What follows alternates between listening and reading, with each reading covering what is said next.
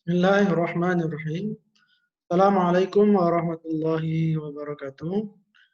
Innal hamdalillah nahmaduhu wa nasta'inuhu wa nastaghfiruh wa na'udzu billah min shururi anfusina wa min sayyiati a'malina. Man yahdihillahu fala mudilla lahu wa man yudlil fala hadiyalah. Asyhadu an la ilaha illallah wa asyhadu anna Muhammadar Rasulullah. Baik ananda sekalian yang dirahmati Allah Subhanahu wa taala, mari kita mulai pertemuan kita hari ini dengan melafazkan basmalah. Bismillahirrahmanirrahim. Pada pertemuan kali ini kita akan mempelajari tentang konsep ilmu ekonomi. Untuk membatasi fokus kita pada video pembelajaran ini, maka tujuan pembelajaran kita kali ini adalah kegiatan menonton video ini, Ananda mampu menjelaskan masalah ekonomi, kelangkaan, kebutuhan, dan alat pemuas kebutuhan. Itulah beberapa hal fokus kita ya dalam video pembelajaran ekonomi kali ini. Ustadz ingin memulai pembelajaran kita ini dengan mengutarakan firman Allah surah Al-Hijr ayat 26 ayat 27.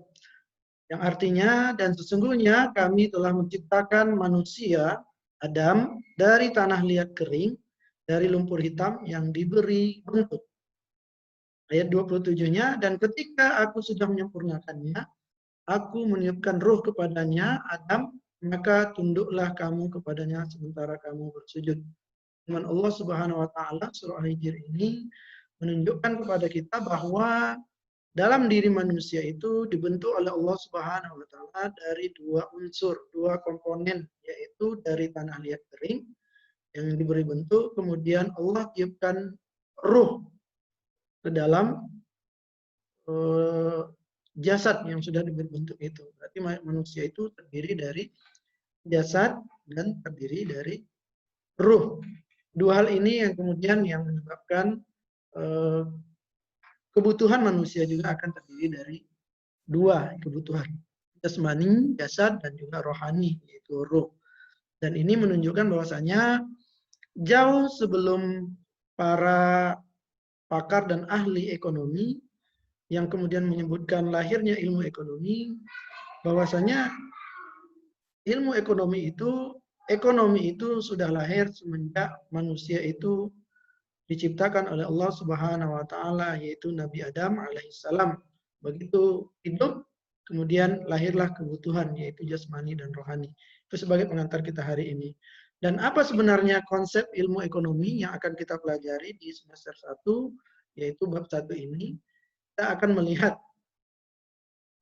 ilmu ekonomi itu seperti yang saya katakan tadi, dia lahir begitu manusia itu hidup, berarti begitu hidup lahirlah yang namanya masalah ekonomi, yaitu kebutuhan. Nah, apa saja kebutuhan itu dan bagaimana konsep sebenarnya kita memandang kebutuhan itu sebagai manusia atau sebagai makhluk Allah Subhanahu wa taala. Maka itu ada dalam Al-Qur'anul Karim. Nah, kita lihat di sini masalah ilmu ekonomi itu lahir karena adanya masalah atau masalah ekonomi, yaitu kelangkaan. Apa itu kelangkaan? Kelangkaan adalah kebutuhan manusia itu tidak terbatas, sedangkan alat pemuas kebutuhannya terbatas. Saya ulangi, kebutuhan manusia itu tidak terbatas. Tidak ada batasnya. Terus manusia itu akan terus membutuhkan.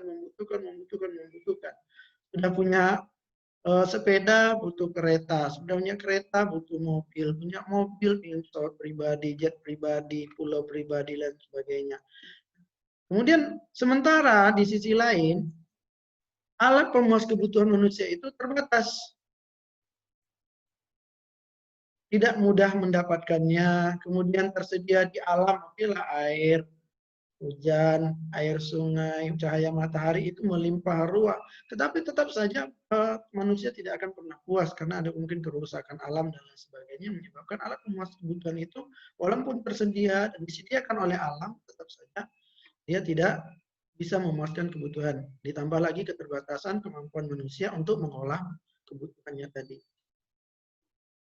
Baik, satu hal berarti masalah ekonomi atau konsep ilmu ekonomi itu dasarnya lahir dari kelangkaan, yaitu di mana kebutuhan manusia tidak terbatas, banyak dan tak terhingga, sementara alat pemenuhan kebutuhan itu terbatas dan cenderung menyusut atau berkurang alat pemuasnya. Nah, dari sini, dari kebutuhan yang tidak terbatas ini, kemudian alat pemuas yang terbatas ini, maka manusia dalam memenuhi kebutuhannya akan memilih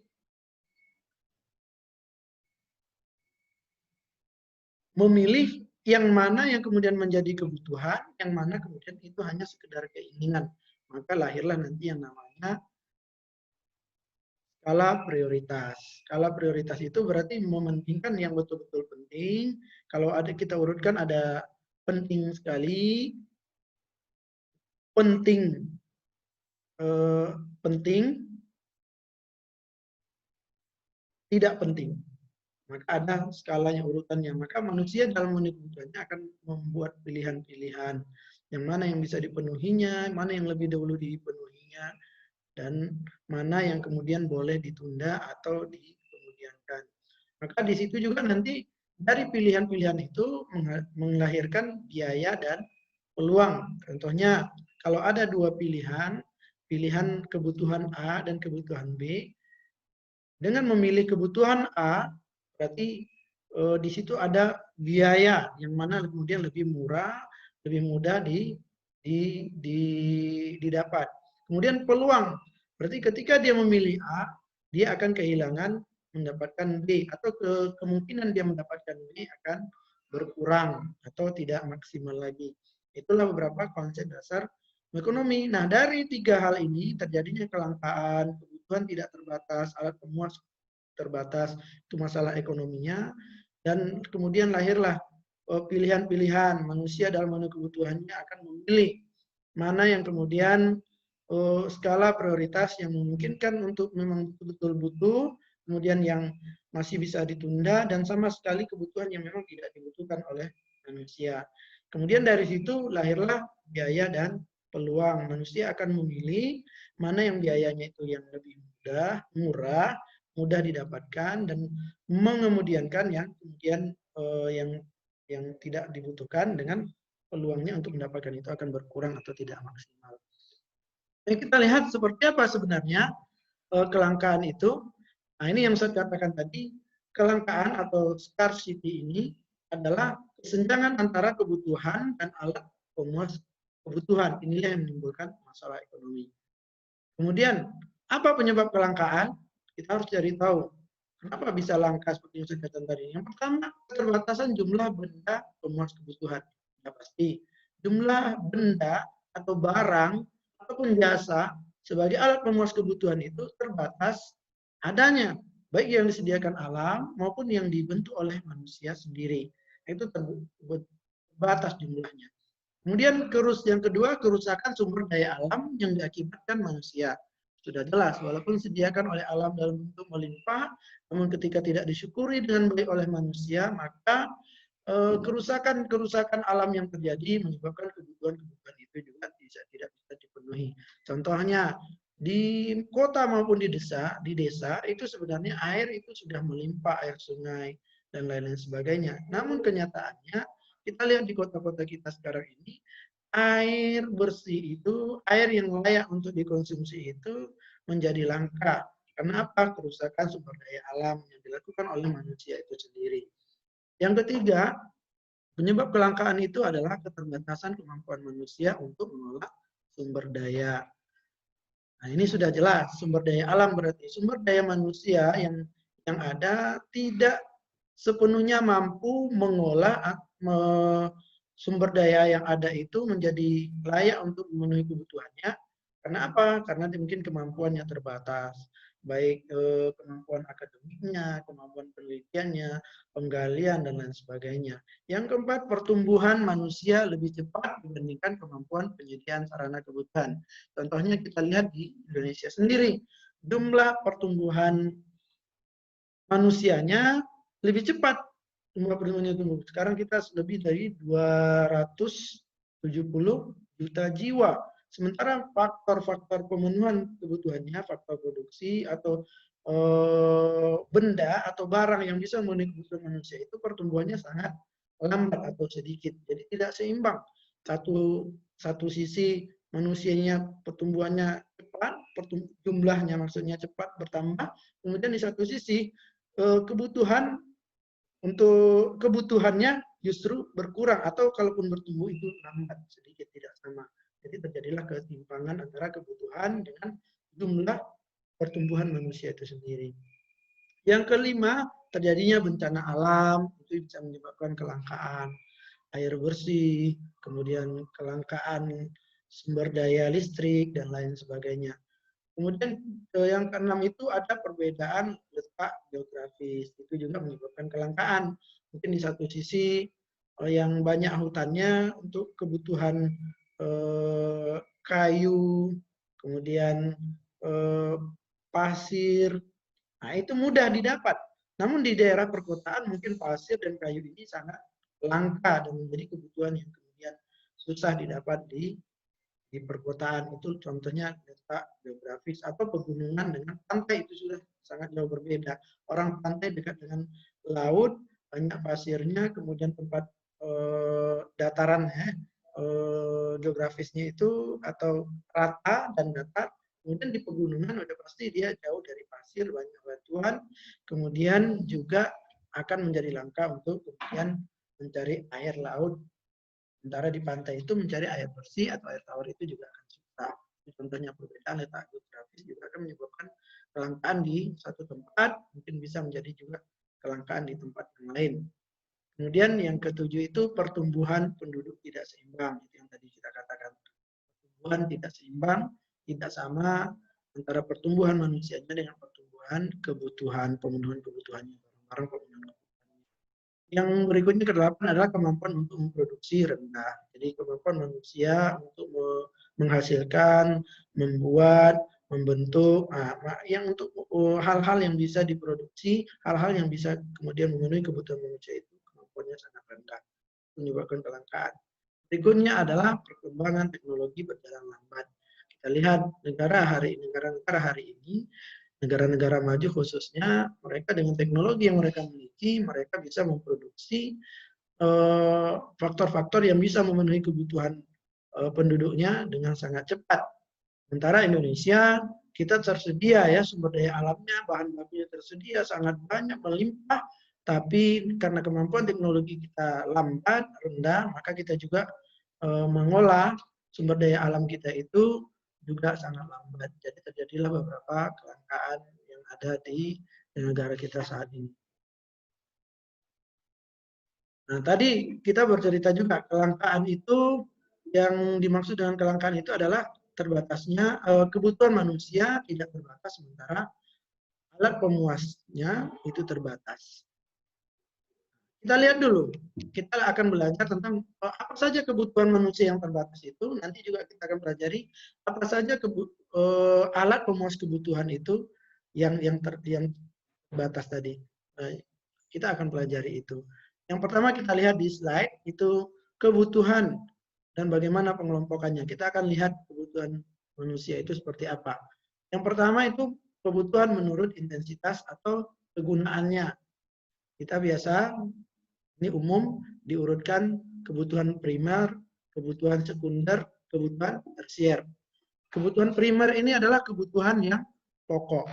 Berarti ini harus betul-betul ketika manusia itu hidup, maka ini kebutuhan yang sangat dibutuhkannya untuk hidup. Ya, kemudian ada kebutuhan sekunder, kebutuhan tambahan mendukung kebutuhan yang primer. Kemudian ada kebutuhan tersier. Kebutuhan tersier ini kebutuhan yang mewah. Kemudian kalau tidak terpenuhi, tidak akan mengurangi peluang dia untuk hidup. Nah, kita lihat kebutuhan primer itu apa sebenarnya. Kebutuhan primer itu kita singkat dengan SPP. Bukan SPP yang antum bayar setiap bulannya di sekolah baru bisa sekolah, bukan itu. SPP ini singkatan dari sandang, papan, dan pangan.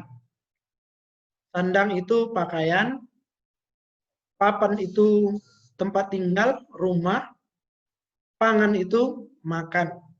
Jadi 3 hal ini, SPP ini merupakan kebutuhan pokok manusia. Yang kalau 3 hal ini tidak terpenuhi, maka peluang dia untuk hidup atau hidupnya itu akan terancam, yaitu sandang, pangan, papan, pakaian, makanan, dan tempat tinggal. Inilah kebutuhan-kebutuhan pokok. Kebutuhan primer sangat mendesak, sangat penting. Karena kalau ini tidak terpenuhi, maka peluang dia untuk hidup itu akan terganggu. Kemudian yang kedua itu adalah kebutuhan sekunder. Kebutuhan yang mendukung kebutuhan primer. Ternyata kalau contohnya tadi makanan, ada pakaian, kemudian rumah, di dalam rumah itu dibutuhkan lagi perabotan-perabotan. Ya piring, sendok, periuk, kuali, dan lain-lain sebagainya, TV, itu untuk dia mencari informasi dan lain sebagainya. Itu akan berubah seiring perubahan zaman. Mungkin dulu TV itu barang mewah atau di tersier, namun sekarang itu sudah menjadi kebutuhan sekunder. Handphone mungkin dulu menjadi kebutuhan tersier, mewah, namun sekarang itu sudah menjadi kebutuhan sekunder. Ini sekunder dan tersier ini akan berubah seiring dengan perkembangan zaman teknologi, apalagi dengan adanya teknologi. Kemudian kebutuhan yang ketiga, kebutuhan tersier. Ini prestise ya, mewah. Ini biasanya bagi orang-orang yang kemudian sudah terpenuhi kebutuhan primernya, sudah terpenuhi kebutuhan sekundernya, barulah kemudian manusia akan memenuhi kebutuhan tersiernya. Seperti apa itu? Yaitu seperti mobil mewah, kemudian barang-barang yang kemudian di rumahnya itu serba mewah dan lain sebagainya. Yang pada dasarnya sebenarnya itu bukan kebutuhan, tapi lebih kepada keinginan. Yang seandainya pun tidak dipenuhi, tidak mengganggu kelangsungan hidup manusia. Baik itu kebutuhan manusia. Dan ternyata ini tadi, ini yang manusia tidak terbatas tadi. Ini yang pertama ya, menurut intensitas dibagi menjadi kebutuhan primer, sekunder, dan kebutuhan tersier. Berikutnya, yang kedua, kebutuhan itu menurut pemenuhannya. Kebutuhan menurut pemenuhannya. Kebutuhan menurut pemenuhannya ini dibagi 3. Kebutuhan sekarang, kebutuhan yang akan datang, dan kebutuhan yang tidak terduga. Kebutuhan sekarang ini kebutuhan yang mendesak, yaitu contohnya ketika kita sakit, kita membutuhkan obat. Maka kita mempersiapkannya. Kebutuhan obat ini sudah dipersiapkan. Kalau kita sudah dipersiapkan di rumah dalam bentuk P3K dan lain sebagainya. Kemudian yang kedua itu kebutuhan akan datang. Nah, kita tidak bisa pastikan di kemudian hari apa yang akan kita butuhkan bisa kita penuhi. Maka manusia akan bersiap-siap untuk kebutuhan dia di masa datang. Itu dengan apa? Dengan menabung, investasi dalam bentuk tanah, sawit, dan lain sebagainya. Kemudian yang ketiga itu kebutuhan tidak terduga. Ini tidak terduga ini bentuk sesuatu yang terjadi yang memang di luar kemudian di luar pengaruh atau kita ya, di luar kemampuan kita untuk menghindari dan lain sebagainya. Contohnya kecelakaan dan lain sebagainya. Maka kalau sekarang ini adanya asuransi dan lain-lain. Ini contoh kebutuhan menurut waktu. Kebutuhan sekarang, kebutuhan yang akan datang, kemudian ada kebutuhan yang tidak terduga waktunya. Maka itu adalah asuransi. Baik, yang ketiga itu kebutuhan menurut sifatnya. Nah, kebutuhan menurut sifatnya dibagi menjadi 2, yaitu kebutuhan jasmani, kebutuhan rohani. Seperti ayat yang saya bacakan terjemahnya itu yang di awal tadi. Ternyata manusia begitu dilahirkan, yaitu Nabi Adam alaihissalam, karena dibentuk dari 2 komponen, 2 unsur, yaitu jasad dan ruh, maka langsung setelah itu kita memiliki kebutuhan jasmani dan kebutuhan rohani. Yang pertama jasmani, apa saja contohnya, yaitu kebutuhan badan, makanan, minuman, dan lain-lain sebagainya. Kemudian kebutuhan yang kedua itu kebutuhan rohani. Kebutuhan rohani ini karena ruh kita terbentuk dari ruh, jiwa, maka butuh rekreasi, butuh teman hidup, teman bercerita, dan lain sebagainya. Maka kita butuh manusia lainnya untuk kemudian menjadi nasihat, butuh agama, butuh keyakinan, butuh ideologi, dan sebagainya. Ini kebutuhan rohani kita. Kemudian yang keempat itu kebutuhan menurut subjek yang membutuhkan. Ini orang yang membutuhkan itu siapa? Nah, maka dibagi menjadi dua, yaitu kebutuhan individu dan kebutuhan sosial atau kelompok. Kebutuhan individu adalah makanan ya, kebutuhan manusia akan makanan, pakaian dalam ruang lingkup pribadi, itu kebutuhan kita sendiri atau manusianya sendiri. Yang kedua itu ada kebutuhan sosial, ini kebutuhan secara kelompok atau secara basis sosial. Contohnya itu jalan raya, tempat ibadah, dan fasilitas umum yang lainnya. Kemudian itu tidak hanya dibutuhkan oleh individu, tapi dibutuhkan untuk kebutuhan orang banyak, kelompok atau kebutuhan dengan kebutuhan. Nah, itulah beberapa hal, 4 jenis kebutuhan yang kemudian yang semuanya ini tidak terbatas. Nah, kita lihat tadi kebutuhan manusia tidak terbatas sudah kita bahas, ada 4 unsur. Kemudian kita lihat alat pemuas kebutuhan yang terbatas itu seperti apa. Nah, kita lihat pengelompokan alat pemuas kebutuhan. Yang pertama menurut intensitas kegunaannya, menurut kegunaannya. Maka ini alat pemuas kebutuhan ini ada 2 ya. Satu barang, yang kedua jasa. Ada dalam 2 bentuk, ada dalam bentuk barang, ada dalam bentuk jasa. Kita lihat barang apa saja atau alat pemuas kebutuhan apa saja yang kemudian hari ini bisa kita diskusikan. Yang pertama itu adalah barang ekonomi atau terbatas. Jadi keberadaannya itu terbatas. Tidak tersedia dalam jumlah banyak dan tidak kemudian dengan mudah kita mendapatkannya. Apa saja contohnya itu? Rumah, sepatu, emas. Berarti kita untuk mendapatkannya itu akan membutuhkan waktu yang lama atau membutuhkan uang ya, uang dan lain-lain sebagainya, tukang sebagai yang membuat rumahnya dan lain sebagainya. Maka ini termasuk kategori barang ekonomi yang tidak disediakan oleh alam, tapi harus dikerjakan atau paling tidak mungkin dibuat oleh manusia sendiri atau dengan menggunakan orang lain dengan uangnya, dengan modal yang dia miliki. Maka ini tidak mudah mendapatkannya atau barang yang terbatas dan tidak mudah mendapatkannya. Inilah barang ekonomi. Ini apalagi ini terbatas. Kemudian yang kedua itu adalah barang bebas. Barang bebas ini sudah melimpah disediakan oleh alam. Disediakan oleh Allah Subhanahu wa taala. Sama seperti ketika Nabi Adam alaihissalam kemudian diturunkan ke bumi, maka di situ sudah disiapkan semua kebutuhannya. Contohnya air, pasir, sinar matahari, angin, dan lain-lain sebagainya, barang tambang, bebatuan, dan lain sebagainya. Itu ikan, hewan, tumbuhan yang memang Allah sudah sediakan kemudian untuk kemudian melayani atau memenuhi kebutuhan manusia. Itu barang bebas, barang yang melimpah, kemudian disediakan oleh alam, dan mudah, manusia akan dengan mudah mendapatkannya, tidak perlu waktu yang lama atau modal yang begitu besar untuk mendapatkannya. Namanya barang bebas. Yang ketiga ada juga barang menurut intensitas kegunaannya, ini barang ilit atau berlebihan. Ternyata ada barang yang berlebihan dalam pemenuhan, tidak hanya memenuhi kebutuhan manusia lagi, tapi justru menyebabkan kebutuhan manusia itu tidak terpenuhi, yaitu contohnya kita butuh api. Tapi kalau api dalam jumlah besar itu namanya ilit, barang ilit, tapi terjadilah kebakaran. Air dalam jumlah besar akan menyebabkan kebanjiran. Ini barang ilit, barang yang tersedia secara alami maupun akibat ulah manusia menjadi berlebihan di alam.